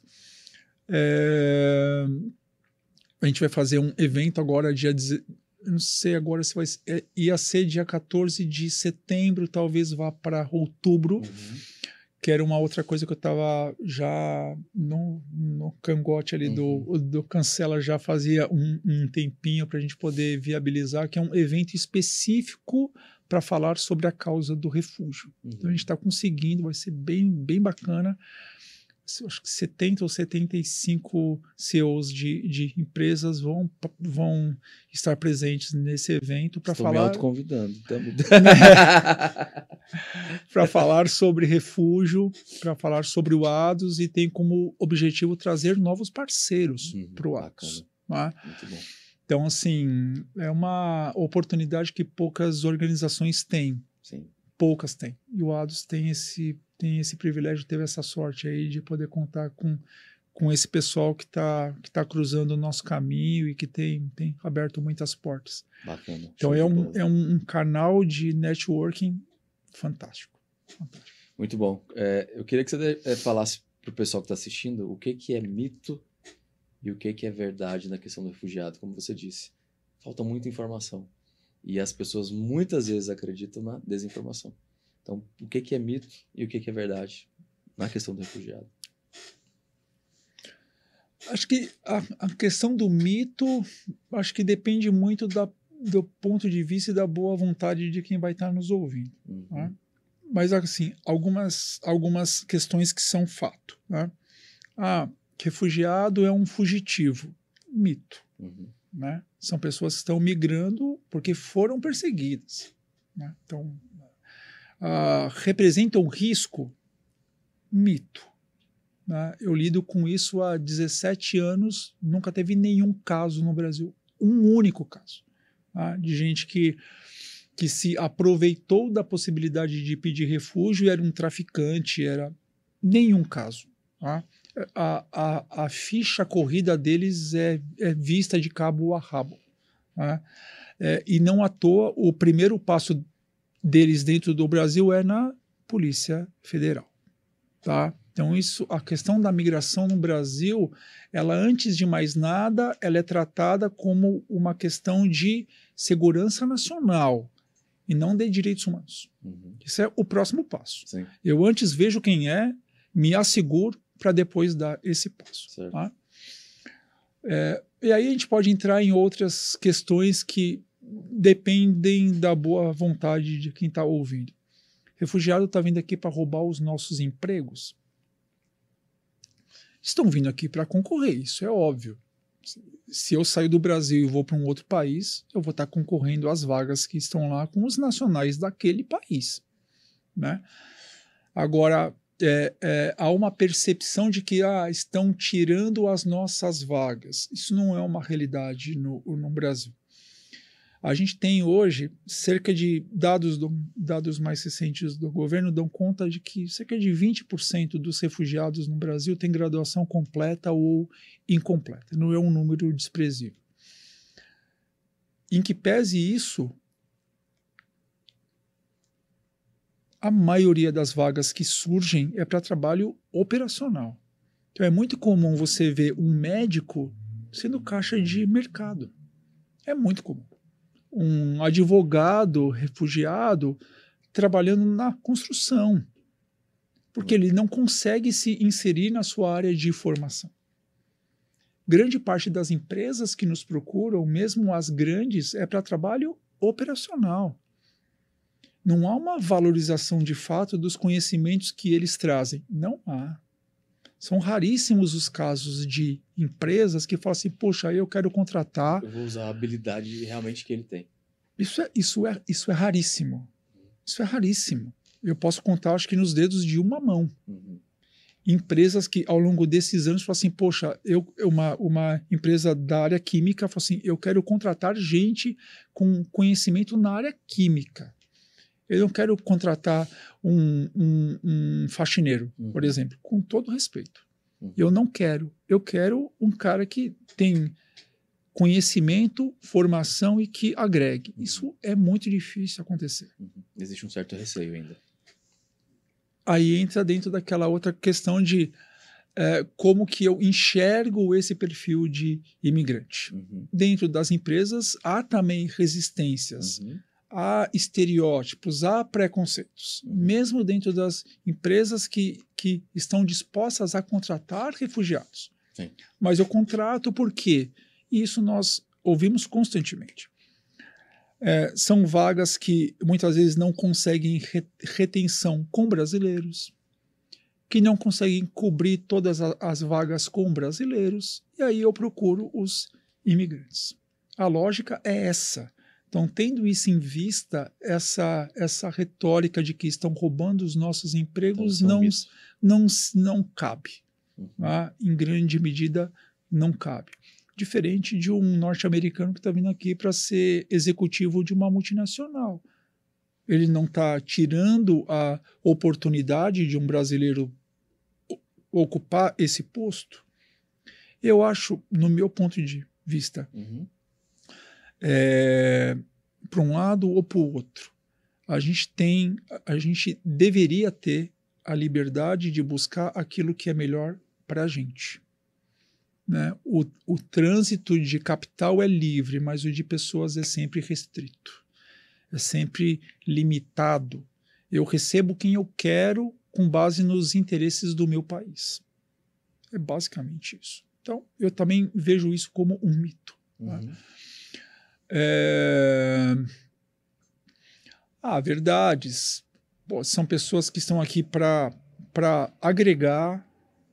O Brasil é um país formado basicamente por imigrantes, historicamente. Né? Então, eu acho que é um contrassenso a gente falar em restringir, em limitar, em se fechar para nacionais de alguns países, sendo que a nossa base é essa. O Brasil é um país multiétnico, multirracial, enfim, faz parte da nossa base. Né? Então, a gente pensar em se negar, eu acho isso um tanto quanto complexo. Né? A verdade seria que são pessoas vindas, como você mesmo disse, de situações complexas, que envolvem perseguições. Que têm direito, eles têm o direito de entrar. Exatamente. Eles têm Agora, direito. quando eu falo de restringir, talvez, eu acho que não é restringir, mas é estruturar isso. Porque talvez também, se milhões de pessoas vêm da Argentina para o Brasil não consegue. Sim. Entendeu? Sim. Eu também não sou contra, eu acho que tem que ser estruturado e ser criterioso. Porque realmente é o refugiado. é refugiado, vem nessa situação de calamidade, de perseguição, etc., ótimo. Agora, Uhum. é uma situação econômica, aí tem que ser discutido. Não. É algo que tem que ser sentado e debatido. Com isso eu não estou querendo dizer se, puxa vida, do dia para a noite a gente vai receber 5 milhões de afegãos. Não é isso que eu tô querendo dizer. Uhum. Né? É um trabalho que tem que ser feito em parceria, Sim. coletivamente. Sim. Cada país de acordo com o seu potencial, Sim. capacidade em termos de estrutura física, Uhum. economia, receber mais ou menos pessoas. Uhum. O que eu tô querendo dizer é o Brasil tem condições, Uhum. tem estrutura, Sim. se tivesse desejo e vontade política de receber mais pessoas. Uhum. A gente ainda recebe poucas pessoas. Sim. E não comparado com países europeus, estou comparando com os vizinhos. Uhum. Né? A grande maioria dos venezuelanos, por exemplo, não vem para o Brasil. Vão para a Colômbia, Uhum. vão para o Peru, vão para o Chile. Uhum. Não vem para cá.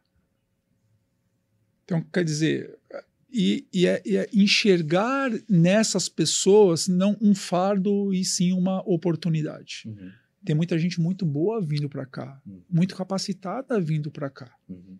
Né? Então, eu acho que é uma questão de perspectiva e de como você lida com esse tema de maneira organizada. Sim, essa é a questão. Sim. Né? Então, assim, é uma política do país a atração de imigrantes. Uhum. Que perfil? Quais perfis? Com base na necessidade que nós temos, quem eu posso trazer ou não? Uhum. Mas isso eu estou falando da imigração de uma forma geral. O refúgio tem uma questão básica que é de proteção à vida. Exato. Aí entra uma outra questão, Exato. que independe se a pessoa tem formação, se ela não tem, se ela tem saúde, se ela não tem, é uma preservação de vida. E de qualquer maneira, como você disse, tem que ser de maneira organizada. E o país tem que estar preparado para isso. Justamente. E aí, dentro disso que você está falando, o governo, como que o Brasil está preparado para isso? O governo tem projetos, tem feito algo? Ou assim, talvez o ADOS hoje esteja mais preparado que o governo? Olha, historicamente sempre faltou desejo político, essa é a questão. Uhum. Tá? O Brasil é um dos poucos países no mundo em que os imigrantes não votam. Uhum. Então, assim, não há nem a atração em ver essas pessoas como um ativo político. Uhum. Né? Eles não votam. Então, essa acho que é uma questão relevante. Isso independentemente de partido político, tá? Uhum. Eu já lido com isso há quase 2 décadas e já vi passar gente lá de direita, de centro, esquerda, extrema de um lado, extrema de outro, e a coisa muda, muito pouca coisa muda. Tá? A gente tem uma perspectiva agora, a gente tem participado desse movimento junto ao governo federal de uma nova política migratória com ações que se prometem mais concretas na prática. Esse é o grande desafio. O Brasil tem ótimas leis, tem ótimas normativas, mas que na prática são muito pouco efetivas em vários aspectos. Essa parte de documentação é algo que caminha bem, a parte da proteção, da legalização, isso caminha bem, embora ainda seja um processo muito lento, de 3, 4, 5 anos, é algo assim, bizarro isso, né? Muito lento. Mas, ao mesmo tempo, questões práticas do dia a dia dos imigrantes aqui, como ter uma aula de português, fazer um curso de qualificação, ações de sensibilização, conseguir uma vaga de trabalho, o grosso disso, quem faz, são organizações não governamentais. Não é o governo. Em relação ao governo, então, você diria que estaria em um estágio embrionário de discussão, aí seria isso? Eu acho que o governo... Sim, para discussão, para estruturar tudo isso. Eu acho que não é uma questão de estrutura, eu acho que é uma questão de investimento. E aí, mais uma vez, entra a questão de vontade política. A a pasta do CONARE lá em Brasília, dentre os ministérios, é uma das que menos recebe recurso. É basicamente para cuidar da parte de documentação. Uhum. Isso, mais uma vez, mostra que não há desejo político. Né? Precisa de mais investimento. Estrutura tem. Investimento, você diria... Recursos. Então, mas eu digo assim, investimento nas ONGs ou investimento na própria estrutura governamental? Nos dois casos. Se o governo quer terceirizar esse trabalho, sem nenhum problema, mas que dê condições para que quem vai estar lá na ponta da lança faça.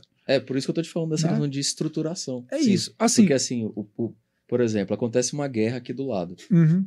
O país, né, no caso, sendo o Brasil, estando estruturado, a gente consegue receber.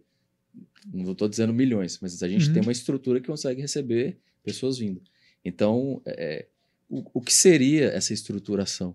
Investimentos em ONGs, terceirizando ou fazendo os dois? Por exemplo, vamos pensar que do dia para a noite chegam aqui 500 mil pessoas. Uhum. Né? A gente tem albergues para dar conta disso tudo? Uhum. Tem uma série de albergues, mas nós temos albergues específicos para imigrantes, isso é algo que falta. Então carece de recursos. Nós não temos essa estrutura. Esse é um dos maiores gargalos que nós temos. Tá? Aulas de português era o que daria para se resolver facilmente. Escolas públicas têm aos baldes. Num contraturno, põe esse pessoal para ter lá. Contrata um professor novo, basta ter interesse político e recurso. Okay? Tem as ONGs, põe dinheiro nas ONGs que a gente já dá aula já. Isso sem nenhum problema. Documentação já é feito. O problema é que são poucas pessoas hoje para julgar os pedidos de refúgio de uma quantidade gigante de imigrantes. Então, assim, falta gente para trabalhar. Mais uma vez, a estrutura está montada, mas falta gente, falta investimento. Tem uma estrutura pronta, mas falta ampliar o que já existe. E para isso tem que ter mais recurso. Não é que não tem estrutura, ela existe, mas ela é muito tímida ainda. Ela é muito pequena por uma demanda que é cada vez maior. Então, para um país tão grande como o Brasil. Então, assim, fica muito centralizado em São Paulo. Não dá para ir para o Nordeste? Dá para ir lá.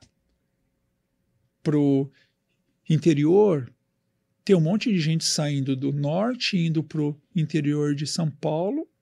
Quando chega lá, fica jogado às traças. A gente teve um caso agora, recentemente, que a gente teve que ir para uma cidade chamada Araçariguama, no interior de São Paulo. Eu nunca nem tinha ouvido falar. Você falou isso. Hoje vocês estão atuando também fora do estado de São Paulo? Ou da cidade de São Paulo? A gente tem, por meio de uma parceria que nós temos hoje com um órgão da ONU, chamada OIM, Organização Internacional para as Migrações. Eles aportam uma verba em um projeto nosso de geração de renda. Então, a gente atende venezuelanos e venezuelanas na cidade de São Paulo e em algumas cidades do interior. Campinas, Ribeirão Preto, Valinhos e por aí vai. Então, nesse movimento, a gente acabou conhecendo muita gente que praticamente não tem suporte onde eles estão alocados. A gente teve que sair de São Paulo e ir para Araçariguama para atender um grupo de 50 famílias que não tinham acesso à documentação. A gente teve que cuidar disso lá. Isso é papel do governo, não é nosso. Mas a gente tem que dar conta. Estrutura tem, não tem recurso, não tem equipe e as pessoas ficam aí ao léu. É isso que ocorre. Entendo. Marcelo, queria que você deixasse uma mensagem pro pessoal, tanto para as pessoas que estão assistindo esse podcast e também para as empresas, poderem fazer esses projetos com você, que é um trabalho fantástico que você faz. Bom, para as empresas, a gente já falou um pouco das possibilidades. Tendo interesse, entrem lá no nosso site, lá no rodapé tem os nossos contatos, e-mail, fone, tem um telefone, o o móvel sou eu quem atendo mesmo, Uhum. entre em contato, né? A gente tem muitas possibilidades aí para que as empresas se envolvam. Uhum. Se quiser se envolver por uma questão humanitária, ótimo. Uhum. Se quiser se envolver por uma questão que mixe entre o humanitário e o marketing, também não tem nenhum problema, Uhum. né? É um tema de relevância global. Sim. Então, assim, vincular a sua marca a uma causa que é globalmente relevante e que no Brasil está ganhando uma relevância cada vez maior para a empresa, não há nenhum problema em dizer isso. É algo importante para as marcas, né? Até por uma questão de posicionamento, enfim.